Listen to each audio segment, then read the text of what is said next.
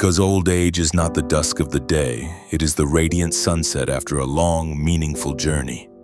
I used to have a strange habit writing down the final words of the elderly I met. Not last wishes, but casual sentences spoken like any other, yet containing a lifetime inside.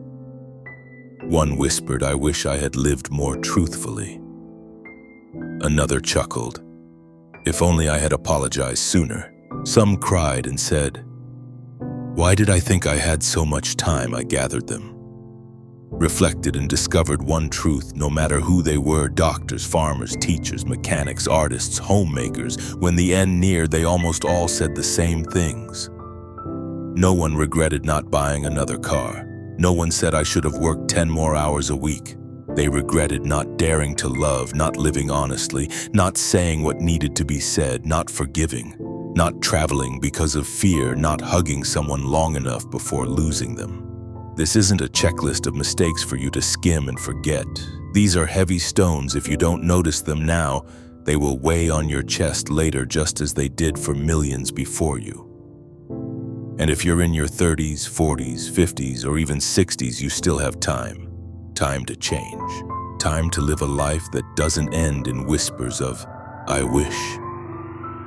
Let me share them with you one by one through true stories, through breaths, tears, and laughter from people who, even in their final days, still desperately want you to live every remaining one of yours.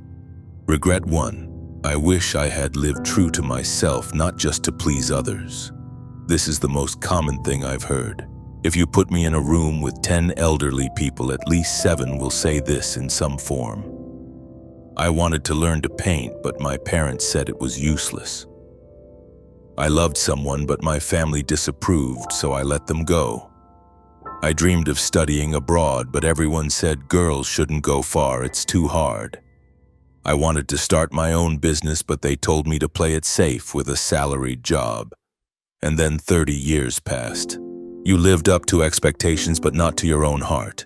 You did what you should, but left behind what made your eyes light up.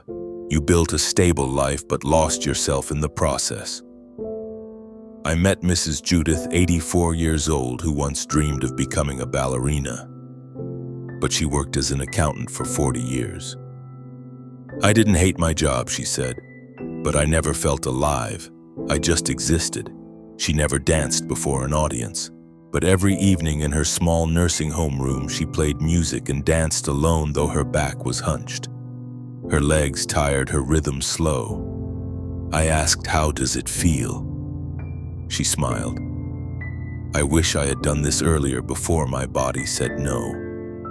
If you're living just to meet expectations, pause and ask yourself, am I forgetting who I am? And if the answer is yes, do something.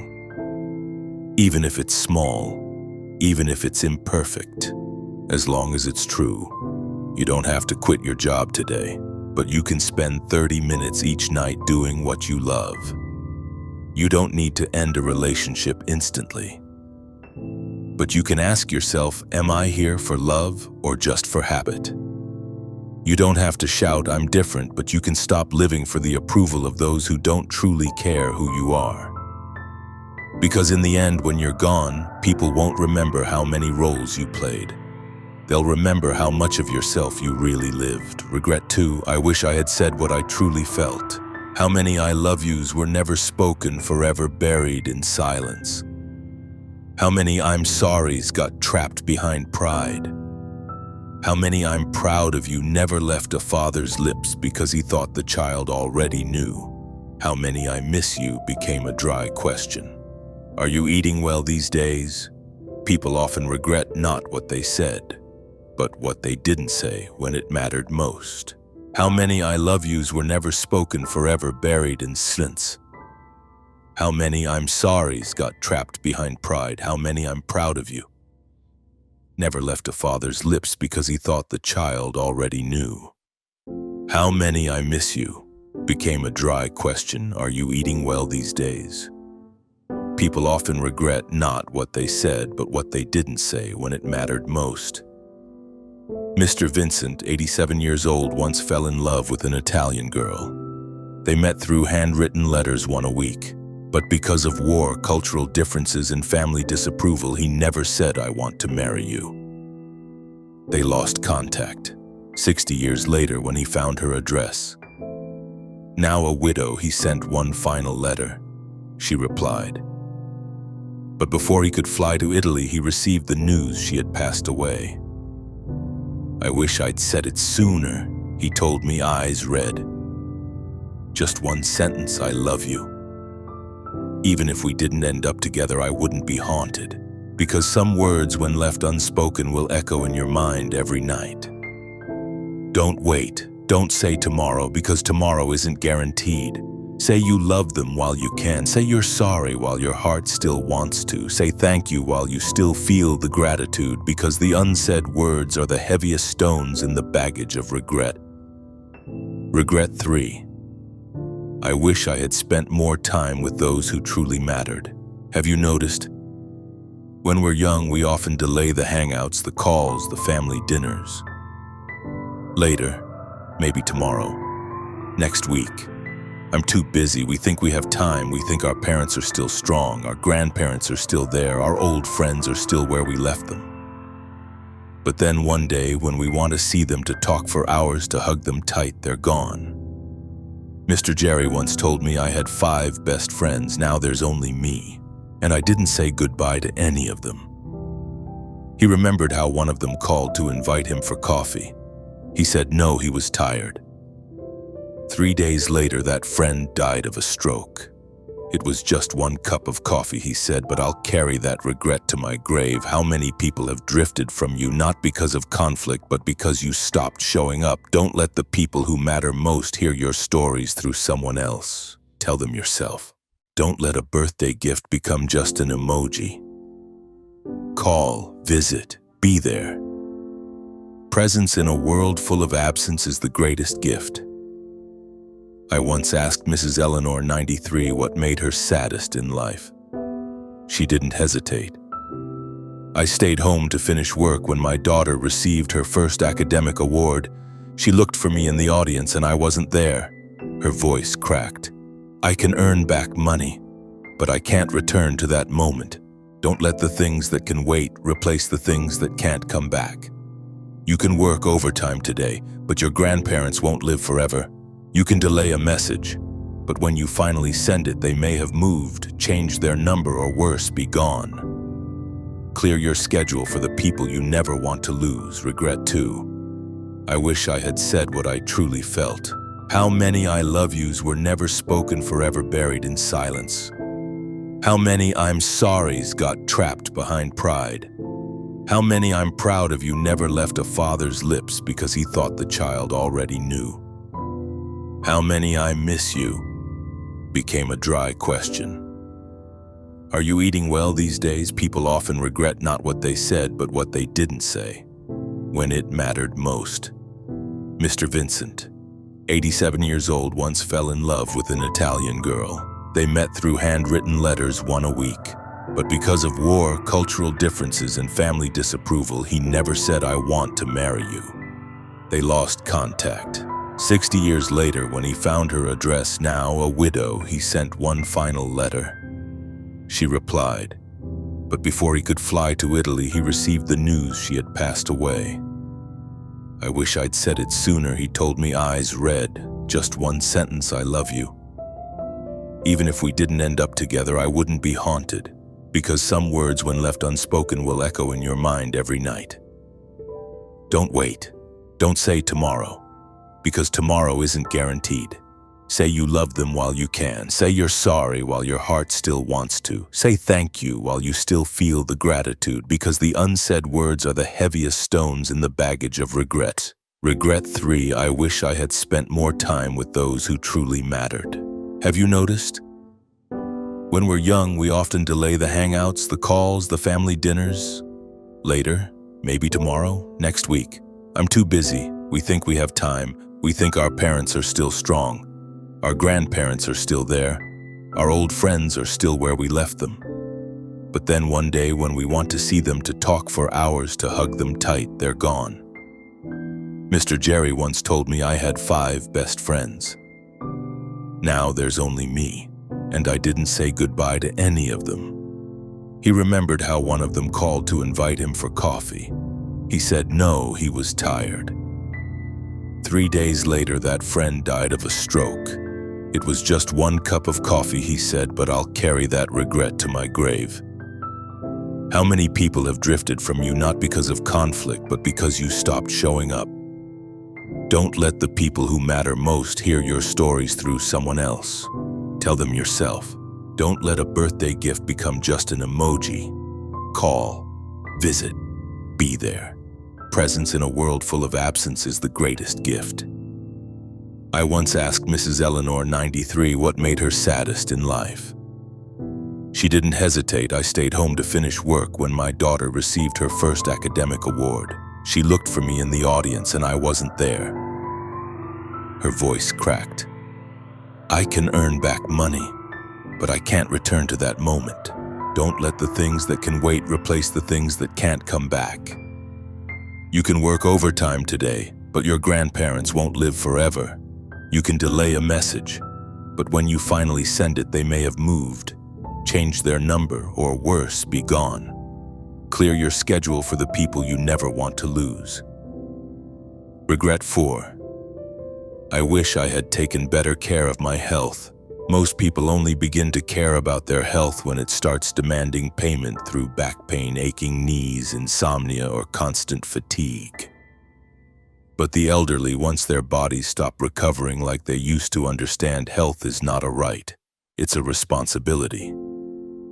I once sat with Mr. Tom, a retired truck driver. He smoked for 40 years, ate irregularly, and barely slept. I used to think being a man meant being tough.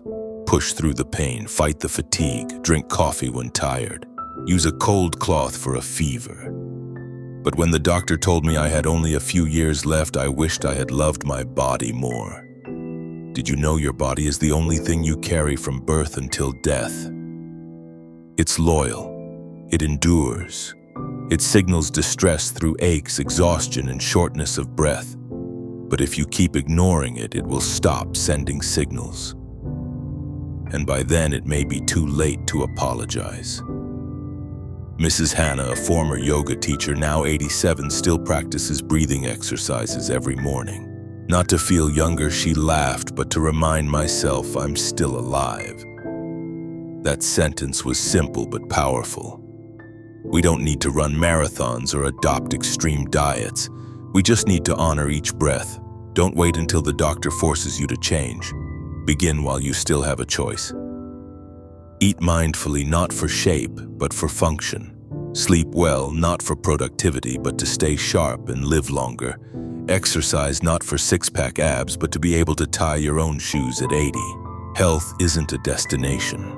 It's the condition that lets you reach all your other destinations, including a peaceful old age. Regret 5. I wish I had forgiven sooner. Some people carry pain with them their entire lives. A careless word, a betrayal, a moment of abandonment.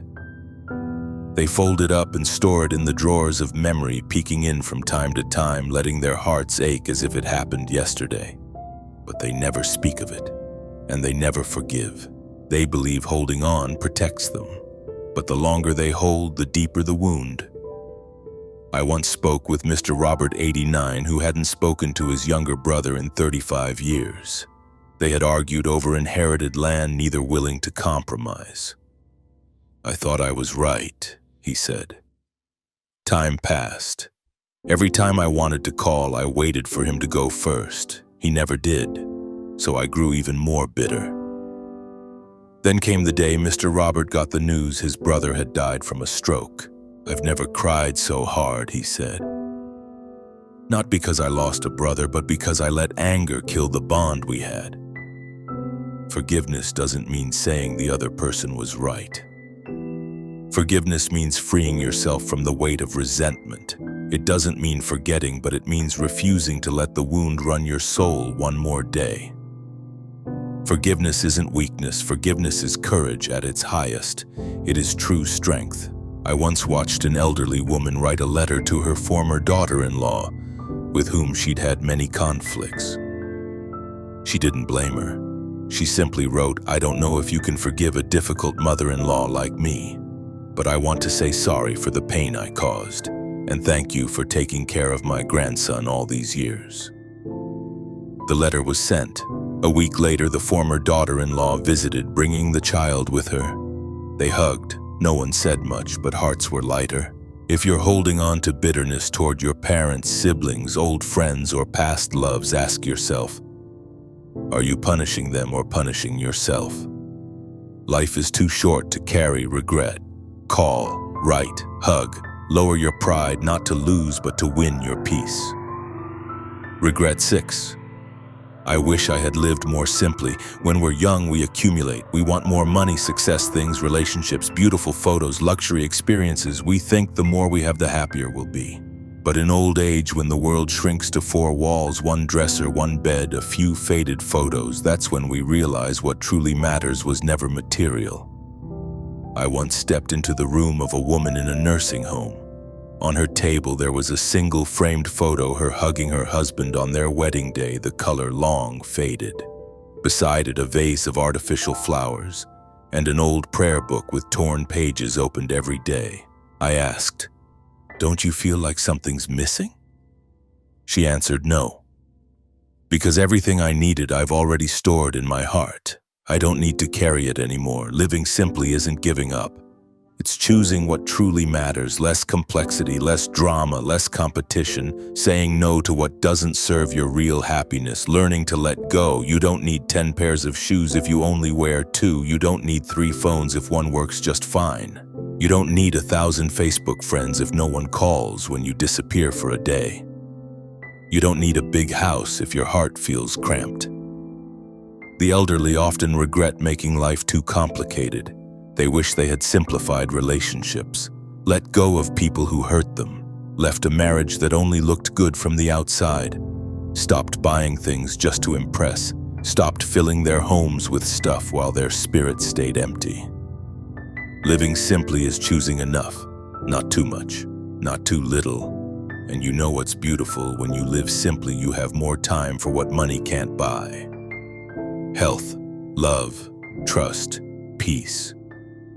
Regret 7. I wish I had traveled more. Among all the regrets I've heard from the elderly, this one is often overlooked but deeply felt. Not because they wanted to check in everywhere or show off photos, but because they wanted to truly see the world before their legs grew too weak, their eyes too dim, and their hearts too tired. I once spoke with Susan, 85, who lived her whole life in a small town. She said, "I always dreamed of seeing the ocean, not on TV, but with my feet in the sand, the waves touching my toes." I asked, "You've never been to the beach?" She shook her head. "I planned to go at 35, but the kids were young. Then at 50, my mother fell ill. At 60, my husband got sick. I kept thinking someday when I'm free, but that someday never came." I was silent, because I knew so many of us are doing the same. We think we'll travel later, but later is the most fragile promise in life. Some dream of Paris but have a stroke before learning the first words in French. Some hope to visit their ancestral home again, but it's gone after a pandemic. Some want to climb a mountain, but before the shoes are bought, the knees give out. To travel, you don't need to go far. You don't need luxury. You don't need a passport. You just need to leave your comfort zone. Go where your heart feels curious, your eyes feel wonder, and your soul feels new again. You just need to leave your comfort zone. Go where your heart feels curious, your eyes feel wonder, and your soul feels new again. Regret 8. I wish I hadn't cared so much about what others thought. How many decisions in your life have been shaped by the question, what will people think? You didn't wear that outfit you loved because it looked childish. You didn't sing your favorite song because you thought your voice wasn't good enough. You didn't say I love you because you feared rejection. You didn't start a project because you feared being laughed at. You didn't laugh out loud because it felt ungraceful. You didn't cry because you feared seeming weak. Older people often tell me when I was 20, I worried what others thought of me. At 40, I changed to be accepted. At 60, I realized No one was thinking about me that much. They were too busy thinking about themselves. True freedom begins the moment you stop living by someone else's script. I once spoke with Flora, 86 years old, who had always loved belly dancing. But her family forbade it, saying girls who dance like that are shameful. She buried her passion for almost 70 years. But at 82, she signed up for an online belly dancing class. At 85, she wore a sparkly costume and danced joyfully in the courtyard of her nursing home as everyone clapped. I asked, "Weren't you afraid they'd laugh at you?" She smiled. "They might laugh, but I laugh louder." Living to please others is a sure way to reach the end and feel like your life wasn't truly your own. And nothing hurts more than dying without ever being yourself. Speak your truth. Do what you love, wear what you like, live so that at the end you can look back and say, "I lived honestly." Regret 9. I wish I had said no more often. One of the heaviest burdens older people carry is saying yes too often when they should have said no. They agreed to things that hurt them, stayed in unhealthy relationships, remained in stifling jobs just to keep the peace. And each small yes given out of fear, guilt, or politeness stacked up until they realized they'd lived a life for everyone but themselves. I once asked Mr. Daniel, 90 years old, if he had regrets. He paused and said, "I wish I'd said no to my first job. It wasn't right for me, but I thought anything for a paycheck." Then 40 years went by. He didn't hate the job, but it never fit. He described it like wearing a coat too big, one that never matched his soul. Saying no isn't selfish. Saying no is setting boundaries. It's knowing what you need and what you deserve.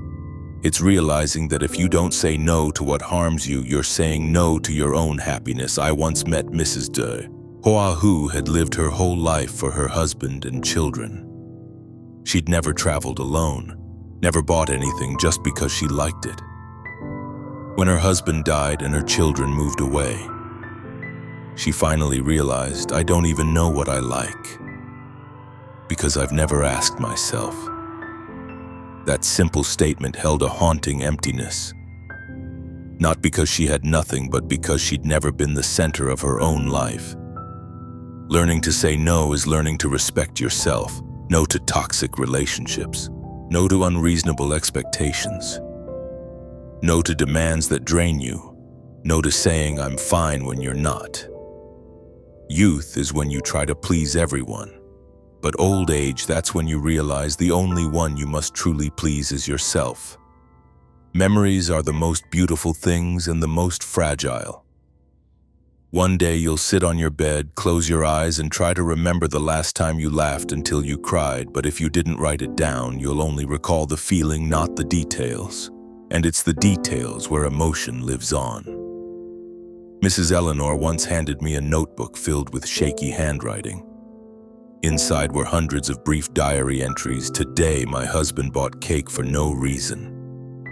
My son started school, turned back 3 times to kiss me again. It rained. I hugged my pillow and cried. No one knew. But it's okay." I asked, "Why did you write all this?" She replied, "So one day when I forget, a past version of me will remind me I once lived." We record everything on phones, but forget to record with our hearts. We have thousands of photos, but few that tell a full story. We write social media posts, but rarely write letters. We text, but seldom preserve a moment with honest words. Start recording. Write a few lines each day. Record laughter. Save short conversations with your mother. Take photos with loved ones, but print them, post them, preserve them. Capture your emotions, not perfectly, just truthfully. Because one day when your memory fades, these fragments will lift you and help others see that you truly lived with all your heart. Regret. 11. I wish I had spent more time in nature. It may sound small. It may seem insignificant compared to other regrets. But if you talk to enough elderly people, you'll realize what they miss isn't just family or holidays. It's the sky, the trees, the wind, the birds at dawn. Things we walk past our whole lives without ever really noticing. Until one day when your legs slow, your lungs shorten, and sunlight no longer cuts through your aging eyes, you'll suddenly realize you never truly lived with nature. You only passed through it. I once asked Mr. Sang, a Vietnamese man living in Texas, what he still wished for.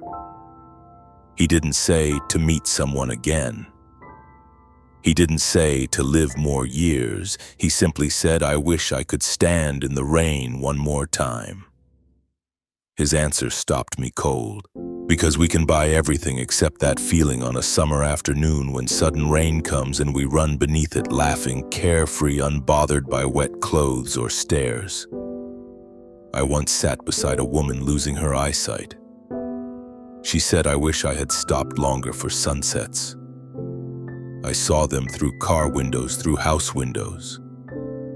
But I never stood and watched until the sun completely disappeared. Now she no longer sees. But in her heart, she holds an incomplete sunset. If you're still young, still mobile, still able to run, hike, swim, please go outside. Not for the photo, but for the feeling. Feel the grass beneath your feet, the sun on your face, the wind at your collar. You don't need to go far, just a park, a field, a riverbank, a hill, to remember that you are part of nature, not just a machine built to live in boxes. Nature doesn't just heal the body, it heals the soul. And when you grow old, what you'll crave most won't be one more Zoom call or one more business win, but a quiet afternoon under a tree beside someone you love, doing nothing at all, just watching the sky change color. Regret 12. I wish I had given more. This is the final regret, but perhaps the one that lingers the longest. When I asked elderly men and women what brought them the most peace when looking back on life, nearly all mentioned one thing: they had given something to someone and that person never forgot. Not great wealth, not extravagant gifts, but time. A word of advice, a hug, a kind sentence at the right moment, a generous act with no expectation of return. I once heard the story of Mrs. Mary, 95 years old, who baked cookies every Christmas for children in her neighborhood free of charge for 30 years. She wasn't wealthy, just an old oven and a recipe passed down from her mother. When she became too weak to bake, she thought no one will remember. But that year, over 100 people, some flying in, brought cookies to her. One hugged her and said, "You were part of my childhood." She passed that same year smiling. Elders understand this giving is the only way for the best part of us to live on. And the miracle, you never become poorer by giving from the heart. Give a child a chance. Give a stranger hope. Give a loved one forgiveness. Give a friend a hug. Give yourself peace. So, how do we avoid these regrets? How do we ensure that when we're 80, we're not whispering, "I wish," from a hospital bed? How do we make sure no one else has to write our story for us because we've lived it, written it, and felt every word? I don't have a formula. Life isn't math, but I do have suggestions, lessons I've learned from those who got lost, regretted, and turned back. They showed me the way. Now I'm sharing it with you. 1. Be brave enough to live truthfully every day.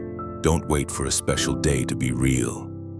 This morning, choose the outfit that makes you happy. At noon, if you miss someone, message them.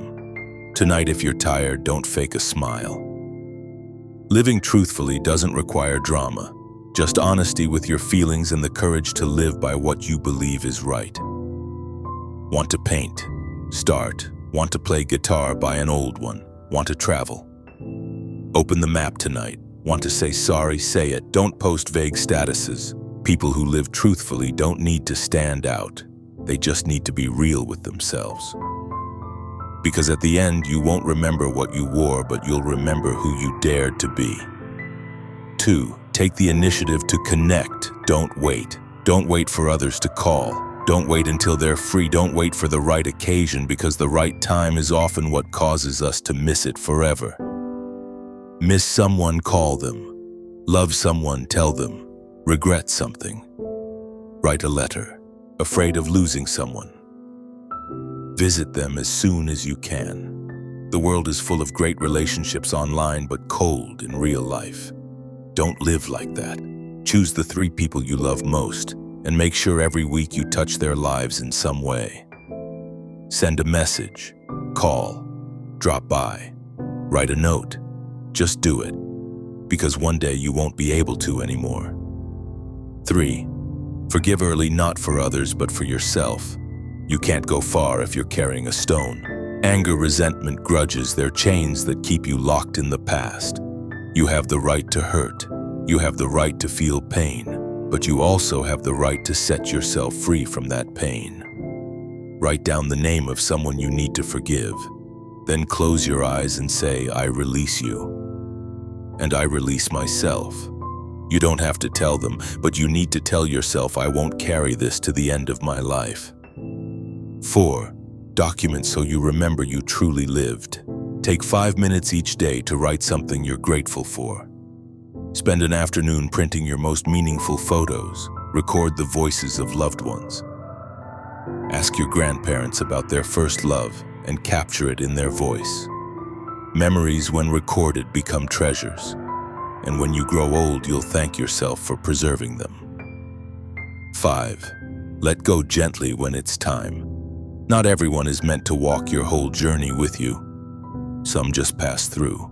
Some teach you a lesson, then take another path. Some no longer fit, no matter how much they once meant. You must learn to let go of expectations. Let go of those who hurt you. Let go of your outdated image of yourself. Let go of should-haves and what-ifs. Not letting go means living in the past, and the past, no one can live there. It's a place to learn from, not to stay in. 6. Reset your priorities so every day feels meaningful. Have you ever looked back on your week and realized nothing truly stood out? You rushed from task to task, emails, meetings, cleaning, worrying. You checked off to-do lists, but by the weekend you couldn't recall one moment that made your heart race. Just a string of busy days, empty ones. The elderly often tell me I wish I had lived more intentionally. What does that mean? It doesn't mean you need to change the world. It means you know exactly why you're alive today. Examples. Today I live to connect with my mom, so I'll call her and not scroll while we talk. Today I live to recharge, so I'll eat well, sleep fully, move gently, and not push myself more. Today I live to laugh more, so I'll ask a friend to take a walk and swap old stories. When you live like this, you won't need a vacation to feel relaxed. You'll find peace within your ordinary days. Write down the 3 things that matter most to you. Stick them on your mirror, and make sure you spend at least 30 minutes a day on one of them. Because in the end, you won't remember how much you achieved. You'll remember what you stayed true to. 7. Return to simplicity, because happiness has always been there. When we're young, we think happiness must come from something big, a title, a house, a degree, a major contract, a faraway trip. But when you speak with the elderly, those who've walked the whole journey, they say happiness is waking up and seeing the person you love still beside you. It's when a grandchild hugs you for no reason. It's when your hand still trembles enough to pour tea. It's a bowl of soup, the sound of rain, and a good nap. Mr. Bernard once said, I spent my whole life chasing happiness. Then when I slowed down, I realized it had always been with me. In the cup of coffee my wife made each morning. I just never stopped to notice.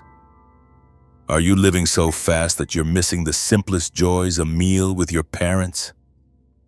Sitting beneath a tree, a heartfelt hug, a song you once loved, a cup of tea and a quiet friend beside you.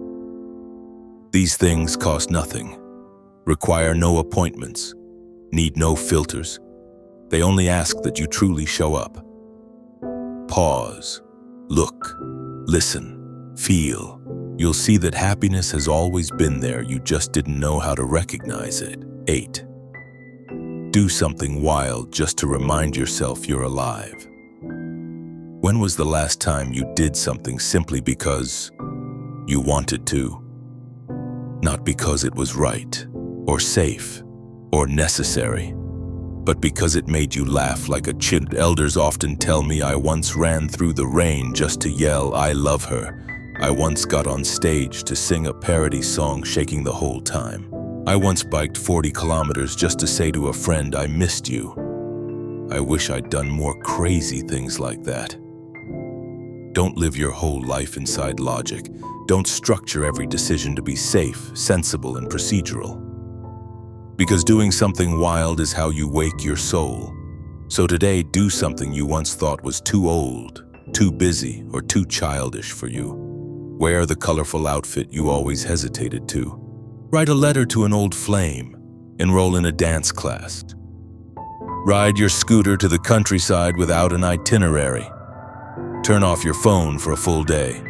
Video call your best friend from 8th grade. It doesn't have to be perfect, it just has to be real. Because youth isn't about age, it's about the emotion you allow yourself to feel every day. 9. Turn time into memory, don't let it just slip away. Most of the elders I've met don't remember how much they got done in a day. They don't recite long to-do lists. They don't talk about how many emails they answered or deals they closed. They talk about moments. My wedding day. My daughter's first day of school. The first rainy evening I held my love's hand. The last family dinner with everyone present. The moment I saw the ocean for the first time.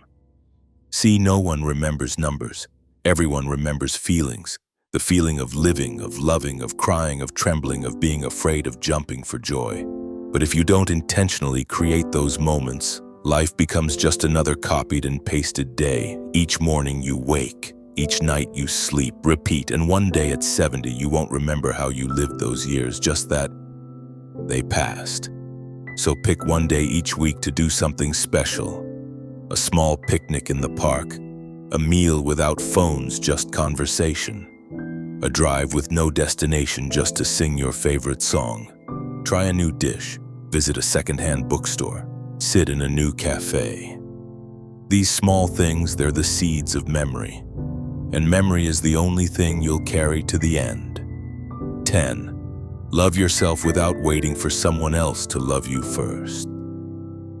I once asked a very elegant elderly woman with kind eyes and a graceful voice, "If there's one thing you could tell young women today, what would it be?" She didn't hesitate. Love yourself. Don't wait for someone to teach you that. Don't wait to be loved to believe you're worthy. Many go through life stuck in comparison. I'm not pretty enough. I'm not as good as them. I don't deserve love because I've made mistakes. I can't wear this color because of my body. I don't deserve happiness because I let someone go. Don't. Please don't. Don't wait until you're 60 to realize you've lived as your own worst critic. Loving yourself isn't indulgence. Loving yourself means stopping the harm you do to your own heart. It's not speaking cruelly to your own mind. It's not forcing yourself to perform for others. It's not letting others define your worth. You're not perfect, none of us are. You've made mistakes, so has everyone. But if you're still trying to live kindly, still learning to live truthfully, you are worthy of love. Start with you. 11. Choose a reason to wake up each morning. I once asked Mr. Nathan, 97 years old, 2 heart surgeries behind him, having lost his wife and eldest son, what makes him smile each morning. He said, "I care for a little orchid. Every morning I wake up, greet it, water it, and talk to it like it understands. I say, you're beautiful, don't die, okay? As long as it's alive, I am too." I had no words. Because too many live without knowing why they live. They exist. They spin through work, responsibility, fatigue, sleep. They wake, repeat, no highlight, no true reason. You don't need a grand mission, just a reason sincere enough to pull you out of bed. Tend to a plant. Write a book. Teach someone something you know. Call your mom every morning. Play the guitar. Mail a letter each week to an old friend. Your reason doesn't need to impress anyone else. It just needs to stop you from giving up. 12. Embrace aging as a sacred part of your journey. I once heard Dr. Eugene, who spent 45 years as a cardiologist, say, "They teach you how to grow up, succeed, marry, and make money. But no one teaches you how to grow old." And it's true. We fear aging because society fears aging. Media sells us eternal youth. Cosmetics say keep 25 forever. Clinics say look 10 years younger in one treatment. But no one says aging can be beautiful, proud, and radiant too. So people start hiding their age, start feeling shame over crow's feet, start shrinking when memory falters, start withdrawing as if aging is their fault. But I'm here to tell you, aging is not a flaw. Aging is a privilege. You've lived long enough to know what matters. You've loved, lost, cried, laughed, and risen from pain. You carry history. You carry depth. You have what youth does not experience. You don't need to be young again. You only need to be respected for what you bring. I once sat with Mrs. Rosa, who lived through 3 wars, 4 relocations, and the loss of a child. She looked at me and said, "Every wrinkle on my face is someone I've loved, worried for, and prayed over." Do you see what society calls signs of age to the elderly are maps of love and life?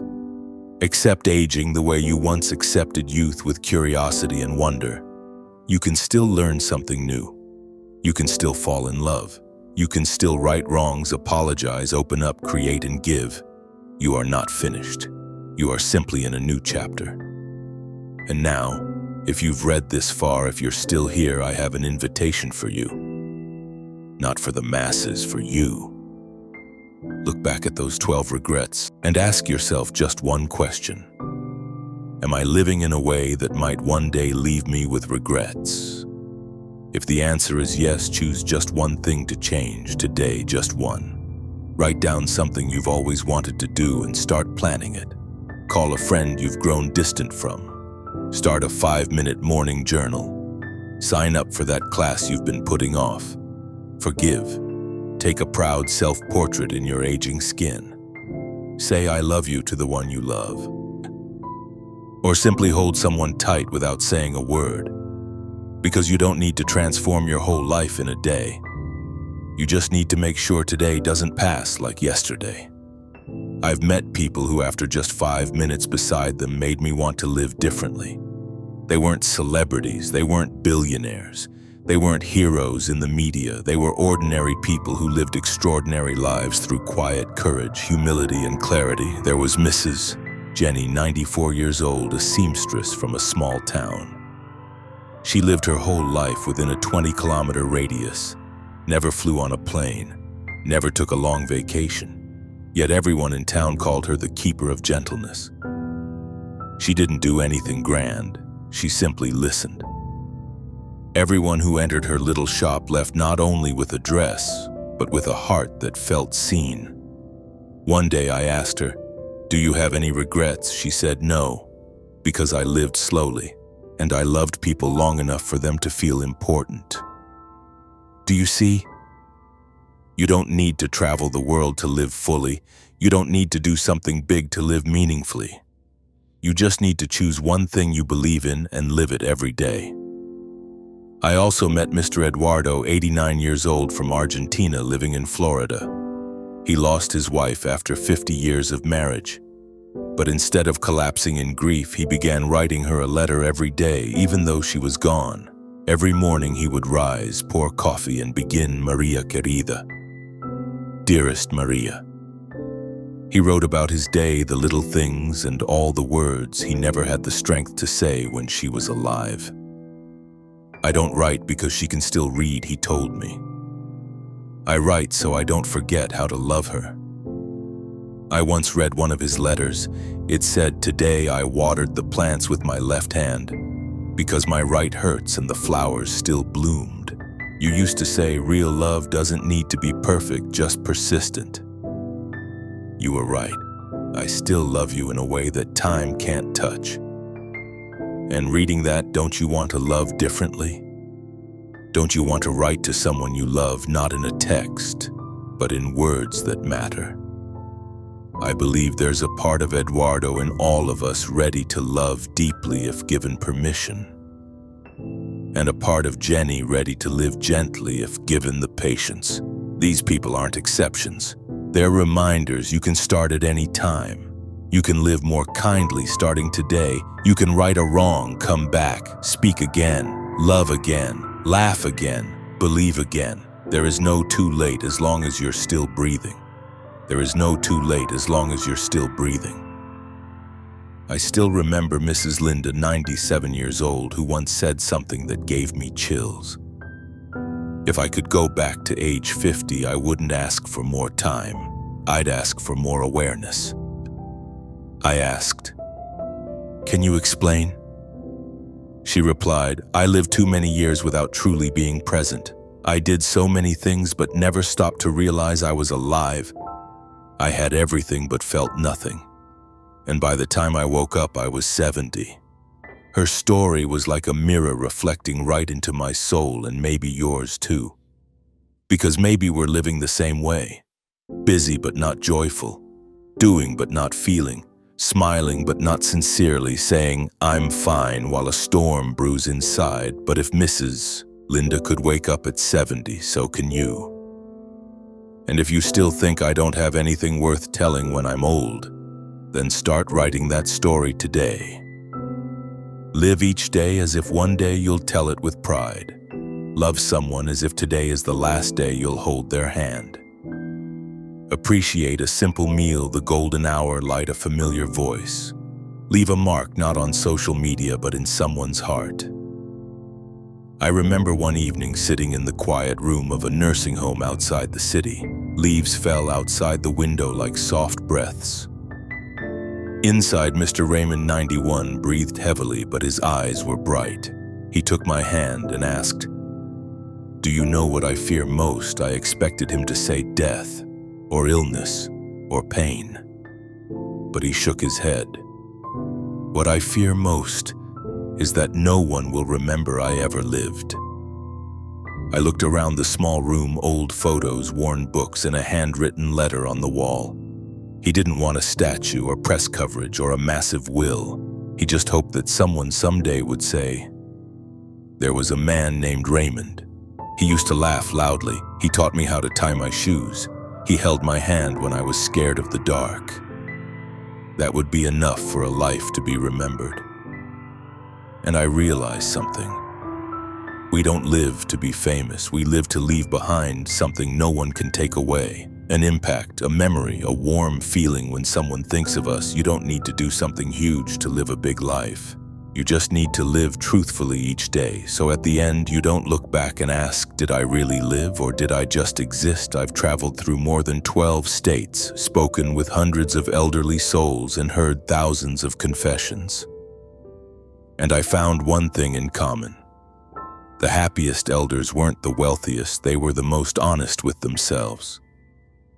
They loved with full hearts, made mistakes with full foolishness, forgave with full grace, and laughed with every wrinkle. They didn't try to control everything, they learned when to let go. They didn't need to be right, they needed to be heard. They didn't pretend to be strong, they knew when to cry. They didn't worry about others' opinions, they focused on their own inner light. And now they leave you a legacy not of money or possessions, but of 12 regrets you can still avoid. You are the next generation. You have the chance to choose differently. You have time. You have health. You have memory. You have tools. Don't let them slip by like water through your hands only to realize it too late. There's a line I always repeat in every video, every talk, every page. Living isn't waiting for something big to happen. Living is letting small things happen and being awake enough to feel them. Today, live awake, because tomorrow no one can promise you that. And if after reading all 12 regrets your heart slowed down just a bit, don't ignore that feeling. That's not sadness. That's your life whispering to you it's time to live differently. I've asked hundreds of elders the same question. If you could go back just for one day, what would you do differently? And you know what? Not one said I'd work one more day. I'd save more money, I'd clean the house, I'd reply to emails faster. Every single one said I'd call my mom, I'd hold my child longer, I'd kiss my wife for no reason. I'd watch the rain instead of rushing. I'd forgive. I'd say I love you. I'd live one day true to myself, even just one, but live it fully. So now I ask you, the one who's still reading, still listening, still here at this very moment. If you had just one day left, how would you live it? What would you do? What would you say? Who would you spend it with? Your answer is the map for how to live today. You don't need to wait for the right moment to live well. You don't need your life to be perfectly arranged to feel joy. You don't need anyone's permission to live differently. You just need to begin. Right now. A friend of mine, a nurse in a hospice unit, once told me, "You know what all dying people have in common? They never talk about work. They don't ask about the news. They don't care about gas prices. They talk about their loved ones. They fear not seeing their children again. They apologize for not being there more. They hold hands and cry, not because of pain, but because time is running out." That chilled me, because I realized I've also forgotten what matters most. If you're still reading this, I want to tell you something with complete sincerity. You still have time. You still have the chance. You still have the strength to hold someone. You still have memory to say I love you. You still have breath to live each moment fully. Don't live for others' expectations. Don't save your apologies until it's too late. Don't love in silence only to watch them leave not knowing. Don't wait for someday to travel. Eat well, dress up, cry, laugh, live. Because someday often means never. You can't change the past, but you can write the ending. And if the ending is beautiful, it makes the whole book worth it. You may have come far forgetting why you started. You may have lived many years without a single day lived truly. You may have built so much and still feel empty inside. You may have been so busy you forgot how a hug feels, how it sounds to say, "How are you?" But that's not a reason to quit. It's a reminder you still have a choice. You can choose to speak, to listen, to forgive, to skip an appointment and eat dinner with your mom, to sit with your child instead of scrolling your phone, to buy flowers without needing an occasion, to pull over for 5 minutes and watch the sunset and be grateful you're still breathing. No one lives forever, but everyone can live memorably. Not through achievements, but through presence. And presence doesn't need to be grand, it just needs you truly here. You are reading these words. You hear your own heart shift. You're thinking of someone you haven't called. You're feeling something move inside. Don't let it pass. Take this feeling and act on it. Call, write, visit, hug, laugh like you mean it, cry like you need to. Live like it matters, because you never know if there will be another chance. Ask yourself now, if today were my last chance to live true, what would I do? Then do it. Even one small step can move you off the road of regret. Just start and you'll see life is waiting for you to come back. Don't fear aging. Fear not living before you age. Don't fear death. Fear a life where you leave nothing behind but exhaustion. You've read, you've felt, you've awakened. Now it's time to act. And if you're still here reading to the final words, silent, reflective, maybe with tears falling, then pause for just a minute.